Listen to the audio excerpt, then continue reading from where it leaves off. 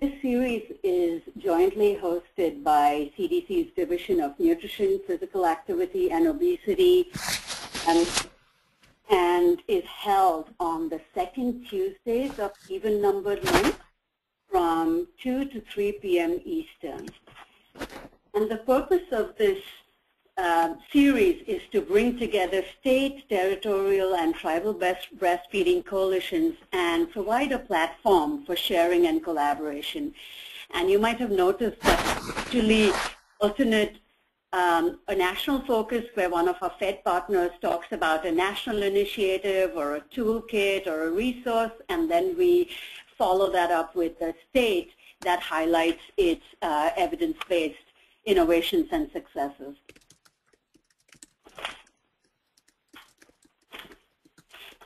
The national webinar is open to anyone. You could be a member of a local area coalition or state coalition. All you need to do is sign up for our mailing list, and you can do that at our website, www.usbreastfeeding.org. And here's how you do it. Once you get to our homepage, you see a section on the right side that says Quick Links. The first item under that is subscribe, and so you just need to go up there and put in your email and you can join our mailing list. So following this hour-long national webinar, the regions will be going into their regional calls, and your state designated contributors should have sent you the info for that. So when you finish this call, for those of you participating on the regional call, you need to hang up and then call in your state number. All our handouts and other relevant materials and the audio recording will be on the Coalition's webinar page on our website. And we also archive all our older sessions. So if you missed something or you want to hear it back again, you can press it. You should have the direct link to it on your email, but otherwise, again, you can go to our website under Quick Links. The fourth item is bi-monthly Coalitions webinar, and that should get you to the page with all the info. So some logistics about today's call. We have a very large number of participants today. The lines are muted, and attendees are in listen-only mode. And usually we do a question and answer session at the end of the presentation where we keep about 10 minutes for Q&A. For this session, though, we ask you to please send your questions during the session, so Tricia Cassi, our presenter, can demo the sections of the training platform that you most want to learn about. And here's how you send in your questions. On the right side of your screen, you should see a control panel. In case that's not visible, just click on the yellow arrow tab, and it should pop back out. And if you scroll down, directly below the audio is the question section. Click on that tab, and that should open a text box that will allow you to type in your questions and send them to me.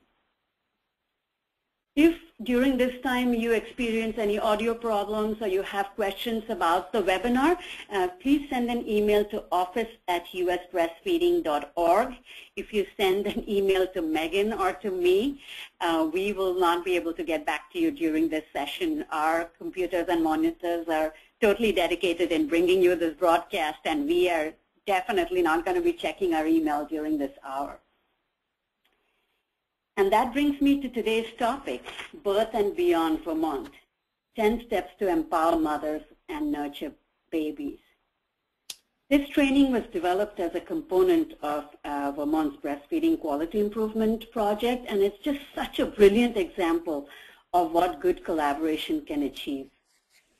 This platform is a 16-hour learner workshop curriculum with 12 core modules. And Tricia Cassi, the Vermont State Breastfeeding Coordinator, will take us through this fabulous training platform.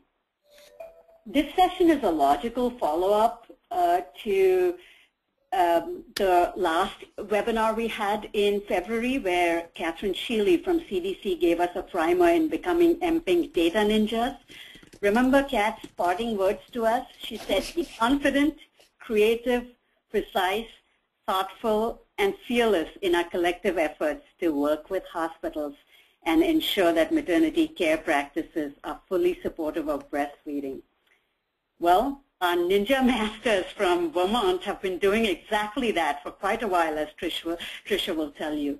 They utilized the state benchmark data, mPINC state benchmark data. They found out where they were doing well and where they were falling behind. They got their priorities set, and they looked around to see what resources and tools were already available. And they got together this amazing, outstanding project faculty and training team, which took California's very successful Birth and Beyond curriculum, and they expanded that and amped it up with a really interactive relational design approach. And this training platform that you're going to see uses highly visual imagery and a navigation that really allows for a very interactive learning mode. So, and the best thing is that by the end of this, you will see, you will all have access to use this platform. So without any further ado, I'm going to hand this over to Tricia. Take it away, Tricia. Well, hello. Thank you very much for welcoming me to this presentation. I'm going to have a lot of fun showing you what we've been doing in Vermont. We have developed a project here with our community partners and brought a training into our hospitals. And let me give you a little bit of a background before I tool around and show you what our presentation is about. One of the following was recently changed. Does everybody hear me okay? Your password, security question and answer, contact address, contact phone number. I'm hearing some feedback on this phone. Does everybody else hear that? Okay, now it's gone. All right. So let me start out by saying that the USDA FNS awarded Vermont a Breastfeeding Performance Bonus Award for high breastfeeding rates of exclusive breastfeeding. And we wanted to use that money to put it into a project that would bring some training into our community so that we didn't have it just in our WIC office, but that this was going to go out for our extended environment. So we looked at our mPINC scores, and we saw that some of them were rather low on staff training and competency. So we wanted to be sure that we addressed a training that would meet all of our hospitals' needs. We thought about bringing in a training that we could present one time, but that didn't seem to be as sustainable. So we worked with our community partners, and we worked with our Vermont Child Health Improvement Program to bring a collaborative to this setting so that we could have the best outcome possible. We worked with some great faculty. WIC partnered with a number of people. We had VCHIP on board. They really helped coordinate the whole collaborative effort and are following through with the hospitals to be sure that they're meeting the project goals. We worked with the American Academy of Pediatrics, and we brought in a number of good faculty from our local hospital, and they came and presented many of the sessions that I will show you shortly. We also had a family practice physician who was also on the faculty at UVM, at our University of Vermont School of Medicine. We worked with Aspire Communications, and Robert Lane helped us design a program that was highly visually interactive, uses navigation in a unique way, and enables us to get around this whole platform in a really visual way that really engages people. We had a fantastic photographer who went out and took many, many photos, and she was able to tell the whole story involved. She learned a lot more about visual communication because it wasn't just taking the photos of the subjects, but it was also telling the backstory, taking the photos of the environment, and setting the stage so that we could tell a really highly visual story. So that was very helpful to have all of those community partners on board. With that, we got together and we set up some project goals, and we invited all of the hospitals in our state to participate in our program. We sent them a recruitment packet, and that's on the website for you to download so you can see that. And 10 of the hospitals enrolled in our Quality Improvement Collaborative. We looked at the different trainings out there, and we really liked what was expressed in the Birth and Beyond California training. This was a training that had been developed by the regional perinatal programs of California and the Breastfeeding Task Force of Greater Los Angeles. And they had a wonderful program that talked a lot about attachment and keeping mothers and babies together, and talked about how nurses could model the attachment and help mothers keep mothers and babies together. So it was a really nice training, and we wanted to adapt that. So I'll go over some of the project goals very quickly. We asked all of the hospitals that participated to have 100% administration support. So they needed to sign off. It wasn't just the lactation consultants that thought this was a great idea. We wanted the CEOs also. We asked that 90% of the RN staff attend a 16-hour training, and we offered this training in 5 different locations throughout the state. We asked that they update, or if they don't have a policy already, to draft a breastfeeding policy for their mother-baby unit, so that every hospital that participated would have an updated policy regarding mothers and babies. And we also wanted them to demonstrate appropriate supplementation of formula.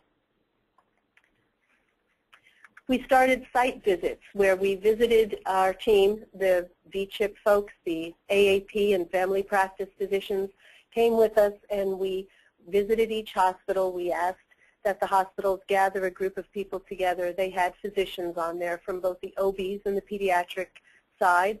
They also had nurses, lactation consultants, and hospital administrators involved.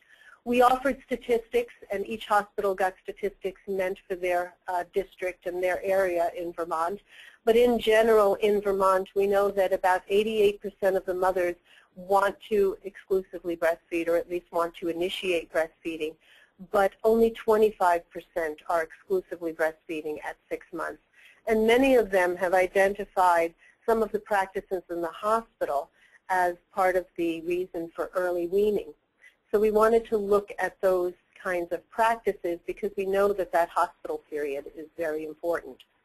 We had a checklist for the 10 steps of successful breastfeeding, and we asked hospitals to go through this. Many of the hospitals already were doing some of these practices, and they found it pretty easy to do a lot of these. But they didn't always have the written breastfeeding policy. They weren't always, sometimes they were giving pacifiers or supplements, and so they weren't doing all of these practices. So we looked at this and were helping to set a plan in place for them to put more of these steps into place. We looked at the Colorado Can Do 5 and rather modeled this after that kind of a program where we looked at some of the steps and were taking baby steps to baby-friendly here. We talked about how the hospital was such a critical period and that the maternity care practices in the hospital would really impact mothers' breastfeeding rates into the future. We had a lot of branding of our materials. We had promotional materials that we developed for this project. We used some of the funding from FNS to develop these materials. We had the nice checklist that they could use in their hospitals. We also had a banner that they could put in their lobby or in their mother-baby unit to put the focus on breastfeeding. We had lanyards and badge reels that we gave to all of the nursing staff, and we had a couple of different designs. We ultimately settled on the 10 steps to exclusive breastfeeding. We had bracelets for moms and support partners, and we also had door hangers. I really love these. These are door hangers that are meant to go onto the door, and they're similar. The poster we developed from them came from that campaign about not visiting if you're sick when you're in the hospital, and we thought that there might be other times that maybe moms don't need visitors. Perhaps their visitors could be better used at home where they could be preparing meals and doing other things for mom. So we developed the posters and the door hangers so that we could put these on the doors and let everybody know that mom and baby are together and they need to spend a couple of hours together doing skin-to-skin and getting breastfeeding well established. And you can see some of our nurses sporting some of these lanyards and T-shirts and all of those nice things that we got. So let me talk you through a little bit of the platform design. What we did was we looked at the Birth and Beyond California curriculum, and we took their curriculum and we looked at their notes, and we kept the modules in very much the same kind of design. We walked through all of the modules just as they did. Their speaker notes became the basis of all of our speaker notes, including their slides. We decided that we would use the content of their slides and put it into the speaker notes so that we could then choose more visuals for our slides. We got rid of the bullet points because the research shows that your brain cannot focus on both the slide and all of the bullet points on it and listen to the speaker at the same time. You actually are processing both the visual information and the auditory information in the same part of your brain. So it really helps to have slides that are just more visual. So I took all of the slides. We did the card sort method where I divided them up and tried to focus on what photo might represent that content the best. We sent our photographer out to get many photos, and we pored over these images for hours and hours. Karen Flynn and I spent all summer long in this windowless conference room poring over the folders and all the files and all the photos and coming up with the best photos that could represent our notes. So our speaker notes now look like this, and the photos are filled in this platform. And these are what our participant notes look like. And you'll see that the participant notes mostly just have the objectives and key messages because the participants can take some of their own notes. We need to take responsibility when we're in a class and attending a lecture, and we can take notes ourselves. We don't want to give out the PowerPoint notes because they're filled with all of these images. They would be far too big to send out there. So that's not so easy to do. And our presentation looks like this.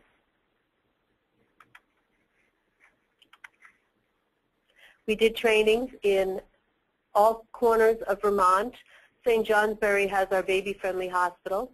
And the interesting thing about doing the trainings in 5 hospitals were that the nurses from the other hospitals needed to travel. And many of the nurses at the site hospitals had to travel to other hospitals because they were scheduled to work on the day of the training at their own facility. And this meant that there was a lot of networking involved. That was a wonderful piece of this project because the nurses got together and talked about the different barriers that they had to some of these policies. And we discussed ways of supporting each other and how some facilities were able to get some of the practices and then the 10 steps to successful breastfeeding instituted in policy, and others had some barriers to it, but the discussion was very interesting along the way. One hospital was able to get rid of their neonatal, their newborn nursery. They came in one day and said, it's gone. We've just got a neonatal intensive observation unit now. And so it's no longer a newborn nursery, and all the babies are rooming in the mother's room.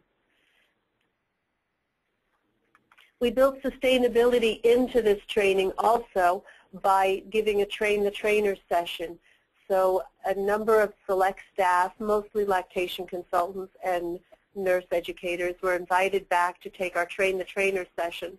We taught them how to navigate around the platform, showed them how to use an air mouse. And we now know that a number of our hospitals are looking to take this training and actually apply it toward going baby-friendly. We have one baby-friendly hospital currently in Vermont, Northeastern Vermont Regional Hospital in St. Johnsbury. But we also have 4 other hospitals that are looking to go baby-friendly. And a lot of that is due to this training.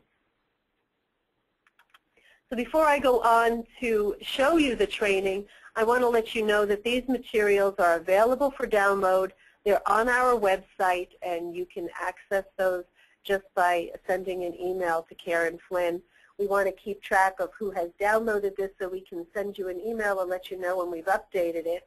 It is always a work in progress, and we will be updating it, so we'd like to let you know how to get there. And this is my contact information. And I'll pause here and let people ask some questions, and then I'd like to show you some of my platform. Are there any questions yet? No, you can get started. I'm going to let you know as questions come. Perfect. Thank you. All right, so this is what our Birth and Beyond 10 Steps to Empower Mothers and Nurture Babies platform looks like. We call it a presentation platform because it's not just one linear presentation show. What this has is a number of different modules here, and as I turn around and move from module to module, you can see that the photo changes and the menu changes also. So as we are going through them, you can get to one content or another very easily. So if somebody has questions about pumping and breast milk, I can get to that right away, and I don't have to put them off until the end of the day or even till next week. We started out with our disclosures. We acknowledged California for giving us this curriculum that we've been able to update, and that was very helpful for us. We had a number of faculty that were involved in these trainings, and we had a wonderful time offering these trainings in our state. This goes through and shows a little bit about our partners, that it was all evidence-based, and that we had a wonderful collaborative. We then got into the sessions, and we talked a little bit, and I'm not going to go through these sessions as if I was presenting. I'll give you more of the backstory with it. But we talked a lot about attachment theory and the importance of touch. We talked about the sensitive period, which are times when mothers are unusually open to events, and this can alter some of their later behaviors. There was a wonderful study done back in the 70s, and babies at that time were generally taken to the nursery immediately after birth, and they lived there for the hospital stay, and the mothers only saw them every couple of hours for feedings. The experimental group, however, were given extra contact, and they had 1 extra hour in the first 3 hours, and 5 extra hours in the first 3 days of life. And the results were fascinating. These mothers and babies in this experimental group held their babies more and soothed and fondled them, and there was more eye-to-eye exchange between mothers and babies at 1 month of age. And at 1 year, these mothers soothed their babies more during those stressful pediatric visits. And even at 2 years, this family had fewer commands to their children, and they had more questions and elegant vocabulary, and all of that came from just a few extra hours of skin-to-skin contact. Actually, at this time, they weren't even doing so much skin-to-skin. These moms just had extra contact with their babies. Look at what we're doing now with all of the skin-to-skin that we have. Not every mother and baby can be together right after birth. Some mothers and babies are separated with babies in the NICU. But as soon as you can get those babies together is very helpful. And as nurses, that's what we like to do. We talked about how when mothers respond to their babies in a minute and a half, those babies stop crying almost immediately and are much easier to soothe as time goes on. So that's very helpful. And we had lots of discussions with our nurses. We opened this up to a lot of sharing. And not only our nurses were in this training, but we also had some community partners, some health department folks and visiting nurses and people from our community who were maternal child health nurses. So they also put their 2 cents in, and it was a wonderful collaboration of voices talking about how we can help moms and what are the gaps and how we can improve care for mothers and babies. Tricia, this is Kim Keeney. We have some questions, and we have Stephanie asking, can you show us the tab on early concerns? Absolutely, can show you early concerns. You can easily navigate around any of these areas. We can talk about some of the early concerns that moms have, like engorgement, when they're in the hospital from IV fluids, sometimes missed feeding. You can see lots of different reasons why our moms may experience engorgement. Maybe they're too busy. And some of the treatments. We like her to feed really frequently, getting into the shower. Pumping can help, reverse pressure softening, using ice packs, and referring to lactation care if you need that. You can see we did a similar treatment with sore nipples.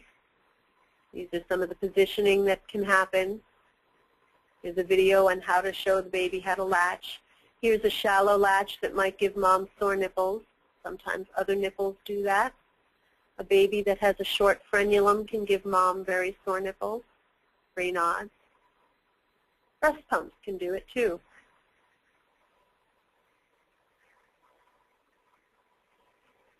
And these are showing some dashboards, and you can make different options. You can, if you don't have a lot of time and you can only cover one of these sessions, you can do it in a little more detail. The nice thing about this training is that you can take pieces of this and offer this training to community partners or people in your WIC department or your nurses and just go over something in a little more detail or depth. The information about insufficient milk. And when we talked about insufficient milk, one of the things that we really wanted to focus on was that we could use mother's own milk, that she could express her own breast milk and give supplements of her own milk to the baby. Let me show you a really nice story about a baby latching. We had picture stories also, and this picture over here will show you a picture story of a baby latching. Some of the picture stories had more information that we wanted to fill in, but this one tells its own story.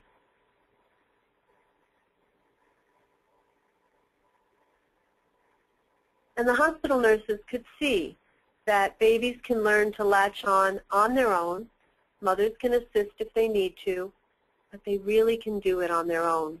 So we also introduced the concepts of biological nurturing and laid-back breastfeeding in this session.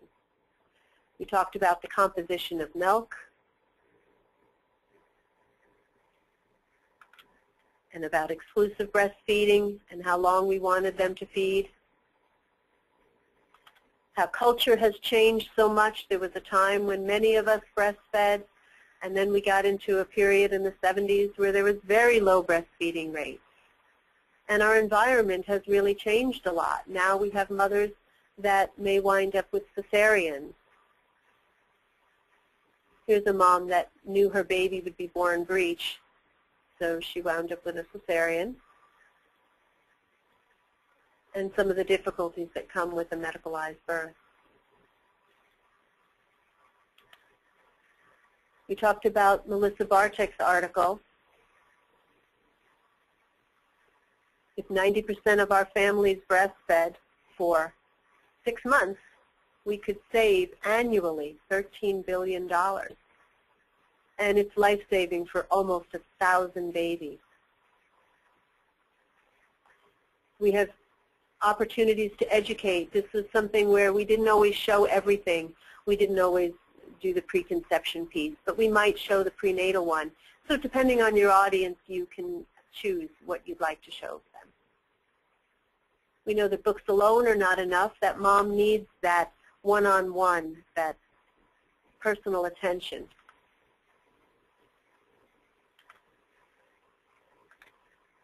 We talked about the newborn patterns and how babies can be sleepy, and sometimes when they're drowsy they can easily get onto the breast. And sometimes they cry, and moms and dads need to calm them down and learn how to do that first. Talked about feeding cues, and introduced Suzanne Colson's work. She came to speak at a conference in our state about a year ago, and we brought that information to this session. And we asked our nurses to go back and watch for skin-to-skin and biological, nurturing, laid-back breastfeeding, and to see what that was like. We showed them videos. We talked about moms holding their babies skin-to-skin and in this biological, nurturing, laid-back position quite a lot, and that babies really like to be at the breast and at home. We had a unit that was mostly data. You'll recognize some of this national data. And we also had our own state data here. I'll show you the district comparison. Here's our ever breastfed rates. This is a point in time in December 2011 in WIC. But you'll see, as many of us can experience, our breastfeeding rates go down substantially until at the first postpartum WIC visit, we have low rates of exclusive breastfeeding.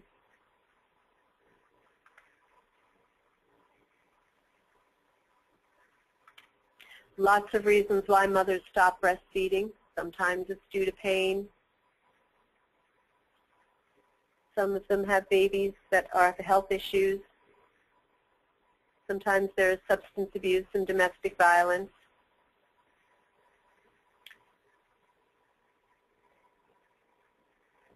Some moms have to return to work very early, and those are all barriers.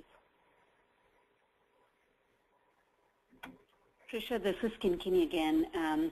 We have a question from Patricia who asks that fluid overload is often the cause for engorgement, and does this platform address that at all, like fluid overload during labor? Sometimes that's missed.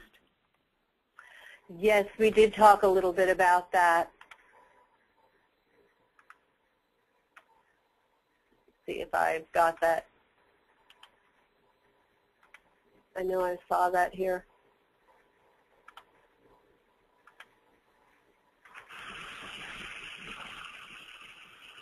We've got some text involved. We didn't find pictures for absolutely everything. But we talked a little bit about edema versus engorgement. Does that answer your question? I think so, yes. And there's another question about how have you, during your trainings, handled nurses' perceptions about, letting moms sleep at night instead of, working on the latch-on? Well, we talked about supporting mothers in many different ways, including making sure that they were well rested and to encourage hospitals to adopt a siesta time in the middle of the day, that there are many hospital interruptions during the day. I think there was a study that said in about an hour mothers were interrupted about 17 times between nurses and housekeeping and meals and all kinds of things, and visitors. So we really encourage them to help mom when she wanted to need to have that help, and also to give her the rest when she needed it. We also encourage them to limit the visitors in the hospital, because we know that visitors can really impact mom's breastfeeding. Having so many visitors can be a real detriment. We found in Vermont during the time when H1N1 was really in the hospitals and we were trying to keep everybody away, we limited a lot of visitors and found that the postpartum stay was easier in a lot of ways.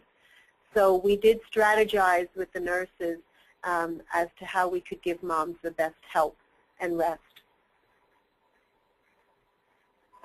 Thanks, Tricia. There's quite a few questions on how do you work the community support angle here about what happens when mom leaves the hospital, and I was wondering the continuity of care.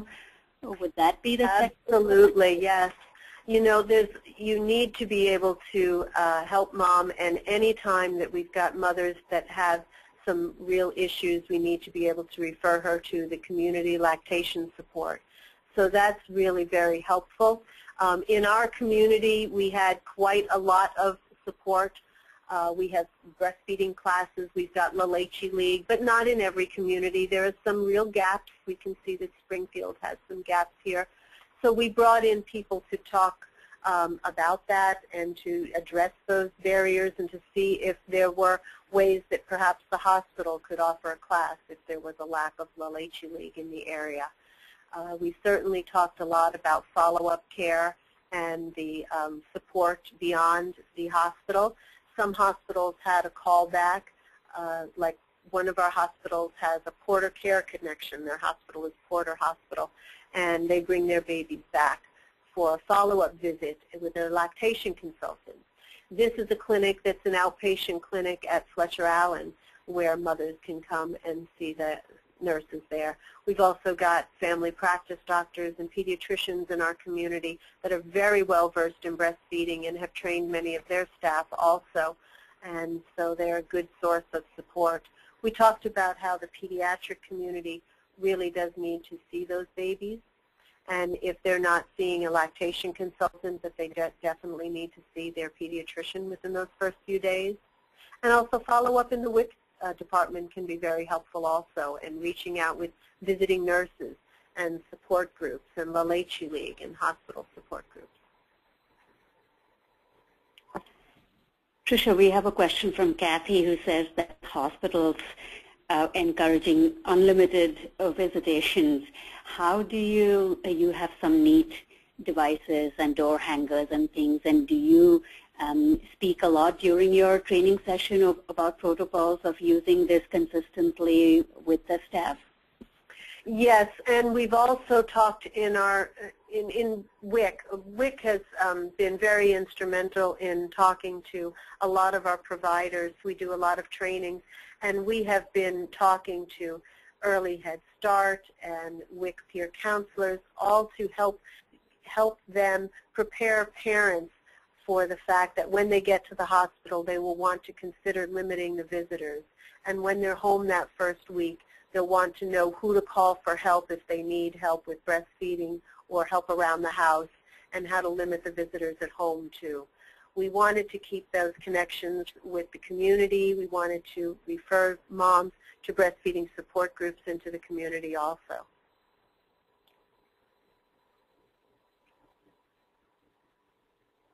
Did that answer that question? Or was there a second part of it that I've missed? No, that's good. And then there are more about, a lot of questions about the use of this platform, about if people download it, do they have to do a train the trainer training with you? Will you be offering that to the folks who download it, or is there a search function? So some of those, if you might want to address, Tricia. Sure. This is downloadable from our website, and when you get it, you will have to unzip it into your computer. So it'll be in a zipped file, and you'll have to unzip it. And then there's instructions on the website. It does require some extra training to know how to use it. If you've ever been trained on how to use the peer counselor platform or the business case for breastfeeding, I know Kathy Crothers is looking to offer maybe perhaps some trainings involved with her new platform. Those kinds of same principles hold for this platform. These are all built in the same way. They are using hyperlinks, so there is a bit of a learning curve, and we certainly could perhaps put together a webinar that would be kind of a train the trainer thing. But read everything that's on the website first and see if that answers your questions. You might be able to figure some of this out on your own. Navigating it is not so hard. That's once you play with it, you'll be able to get around and see how it feels. Changing it around and building it is a little bit different. I can show you a little bit about the different components. We have different resources here. These are all clickable. I can open these up, and these will actually open up the PDF file so I can show a mom this, or rather showing it not for a mom, but showing the nurses. The bibliography is what you'd really like, because this is all searchable. This is a PDF that is hyperlinked, and these will open these all up so you can actually get to that. We have some of our Vermont publications on here. We borrowed these from Texas WIC, offered to let us revise these for our Vermont audience, and that was really helpful. We talked a lot about the hospital experience and limiting visitors with that one. We developed these breastfeeding checklists and the I Got Milk comic out of our special project that we did for our mother-baby study. It was a WIC special project, and this is a comic book.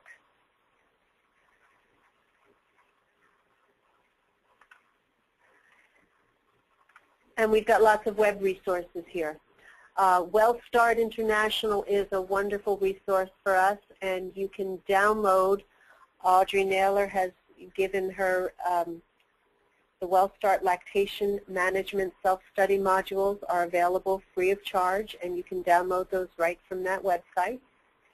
You can get to the Vermont Department of Health WIC program, and this is where you would download the Empowering Mothers and Nurturing Babies. You can get right into this area, and then if you just send an email to Karen Flynn, we'll give you that password, and that's how you get there. And don't forget that there's a lot of resources that we did not include in our platform because they were already on the Birth and Beyond California website. So we have updated their curriculum, but they also have many materials on here that you might find very useful for you, and there's a wealth of information on here. So that's another really good website.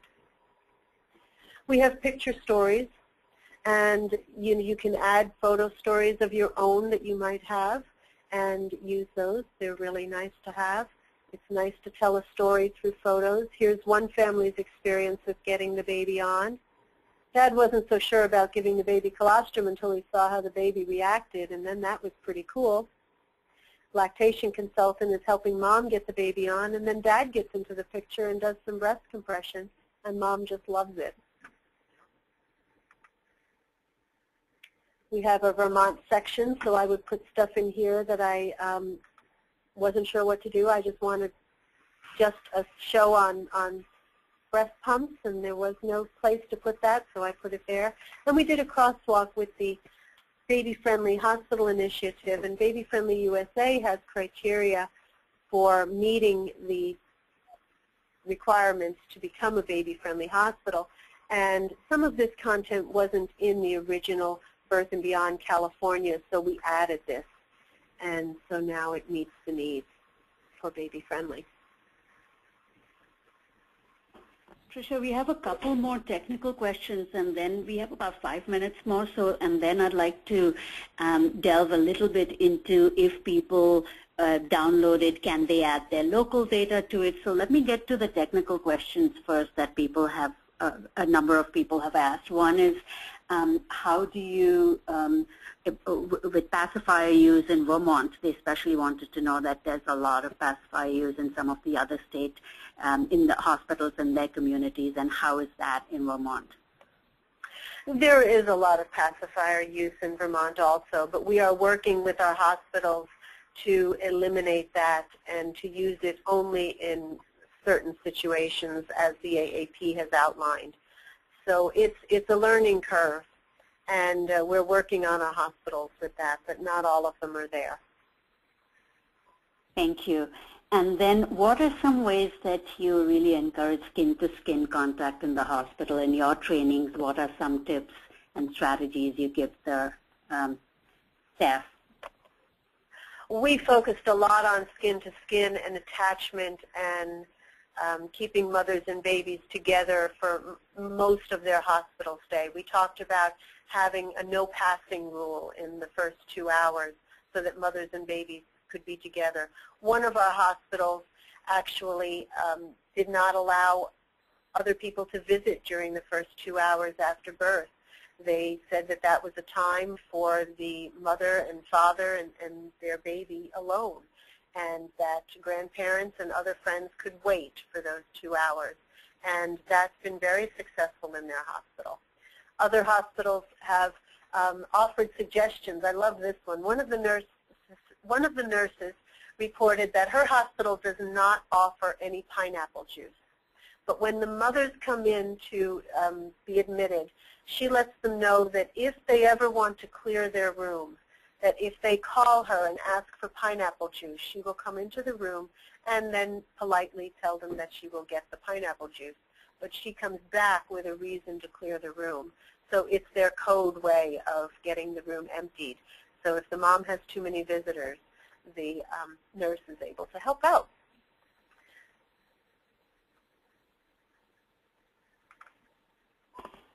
Thanks, Tricia. And the other question is that, do you, for coalitions that are starting small, do you think having this kind of strong connection with the state Department of Health, public health units, and WIC, this kind of, close collaborative work that you were all able to do, because this has taken, I know, hours and hours of your lives. How much for state coalitions thinking about it do they really need to nurture relations with their state health departments? Yeah, it really does help to have a strong connection with the state health department. In Vermont, we do have that very strong connection.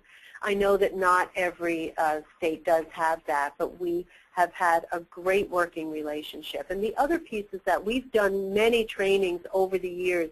When WIC offers a training in our community, we invite our community partners in, and not every state is able to do that because of sometimes the way trainings are paid for.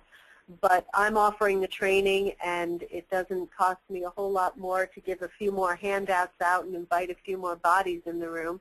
And so when we had our Grow and Glow breastfeeding competency training, we invited early Head Start and the visiting nurses and the hospital lactation nurses and pediatric nurses. And when you get everybody in a room, they hear what is going on at the health department. We hear what's going on in their hospitals and in their local communities, and we're able to work together more effectively. So developing that partnership and having some trainings, I think, are really ideal. We offer CEUs. When Vermont WIC offers a training, we generally will offer nursing credits and lactation certs, and we offer those free of charge, and our trainings are free. So that gets people in the door. A smaller coalition, you could do this on a very small scale, though. You could start with a brown bag lunch at a hospital and just say, I would really like to talk to you about the hands-on pumping. We've learned a little bit more about reasons why we can easily hand express mom's milk and give that to the baby instead of formula. And we know that moms increase milk supply more with hands-on pumping, so we'll do an hour session in your NICU or in your hospital all about hands-on pumping. And you can show some of the videos from Jane Morton's website and do a training based on that. So this is very compartmentalized. This is very visual, and it's flexible, and you can take pieces of it and show it. It's not one big, long 16-hour curriculum that you have to go through slide by slide. I can pull out one piece and do a 1-hour grand rounds or a 1-hour brown bag lunch at a physician's office and cover a topic of their interest. And you're able to download this platform and use it in that way. Well, thanks, Tricia. And some questions about, how customizable is it if people download it? Can they add the Kim Bagas? Can she add some pictures?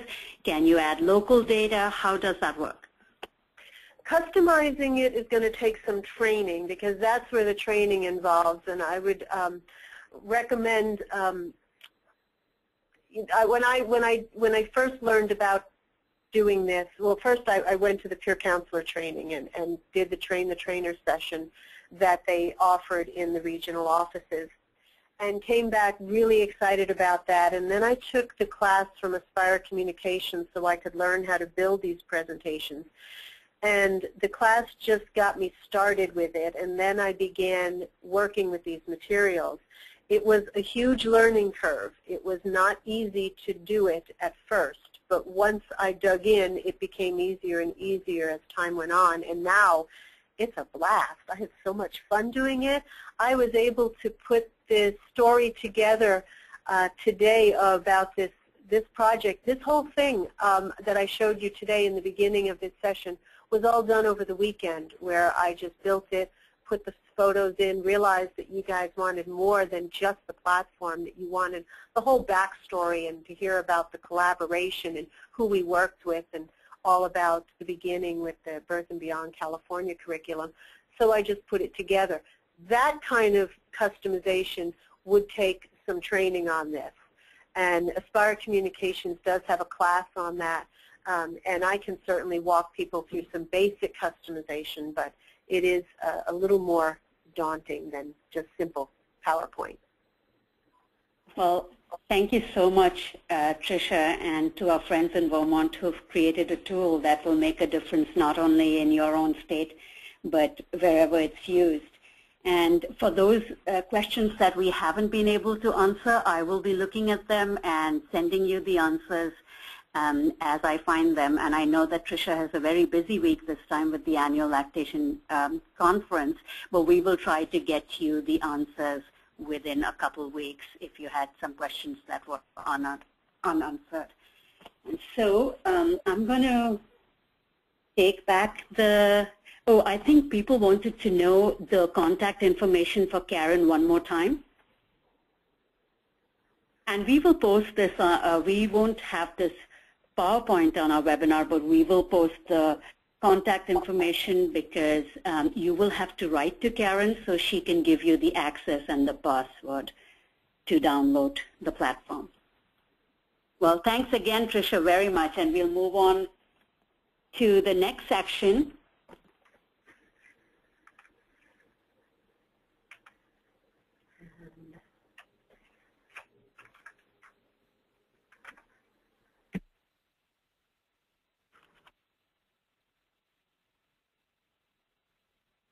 And that is, we have some announcements, and I'm going to pass this on to Larry Brumstrong from CDC for the announcements. Can you go first, Larry?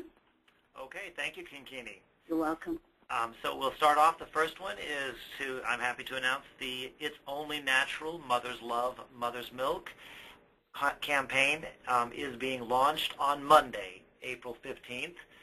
There will be press releases and hopefully many newspaper articles and such coming out on Monday about the campaign. Many of you have already noticed that the materials are actually available already online.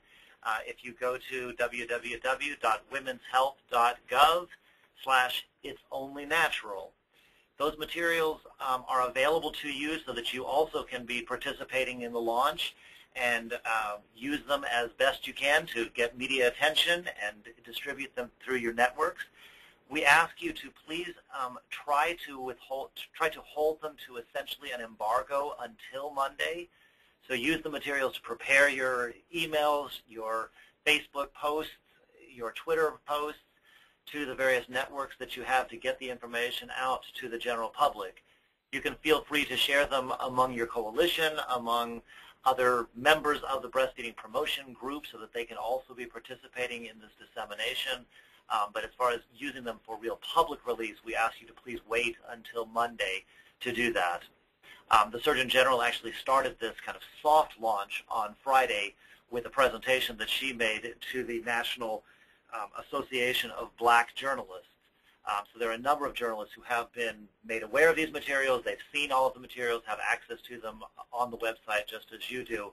But we're really trying to aim everyone toward getting a big media splash on Monday. The second announcement I had was just to remind people that CDC's funding to state health departments to work on breastfeeding, our current funding expires this fiscal year, and so we are in the process now of soliciting applications for our next 5-year cooperative agreement. The deadlines for those are next Friday, correct? The 19th of April. Hopefully many of you are already working with your state health department to build strong breastfeeding components to those applications. If not, you don't have a whole lot of time to work into it. Next, wanted to let people know that the mPINC state reports are out and available. They have been emailed to our various contacts within the state health departments. If you and your coalition have not yet gotten a copy of the mPINC state reports for your state, they are now available online. If you just go to cdc.gov/mPINC and go to results, at the bottom of that page you'll see the specific link to the state reports. And finally, just wanted to let people know that the National Breastfeeding Research Consortium is under development. We sent out an announcement for applications among researchers from a wide variety of disciplines who would like to be part of a consortium to further our research on breastfeeding in a wide variety of different ways. We got 45 applications for that at the end of March when the deadline closed. And so we are now in the process of selecting a subset of the applications that will actually form the first year of this National Breastfeeding Research Consortium. Our first meeting will be held in mid-June of that group. So hopefully you'll hear more as time goes on. That's all the announcements I had. Thank you. Great. Thank you, Larry. And we have a couple of very brief announcements from USBC. For the Best Fed Beginnings coalitions that applied for that responded to the RFI, your funding announcement is going to go out on April 15th. And for the needs assessment survey, I know that at the last February webinar, I said that survey would be coming out really quickly, and we wanted to pace out the surveys a little bit. We know that in mid-February we had the Best Fed Beginnings survey go out, and then in March we had the environmental scan go out. So we've actually used some of the data from there to tweak it. So that should be going out soon. I won't give you a date, but I know it's going to be soon, and we will give you enough time, 3 to 4 weeks, to complete that survey. So thank you again, and if you're, again, a reminder, if you're on a regional call, you've got to disconnect and then dial into your regional numbers, and the evaluation will be available in an hour, and we will be, Tricia has some great materials that are posted on our website as handouts. So this platform is too big to put on our website as a PowerPoint, but you have other resources that would be very helpful to you, and we will be answering your questions. So thank you again for a terrific session, and thanks for all you do. Thank you.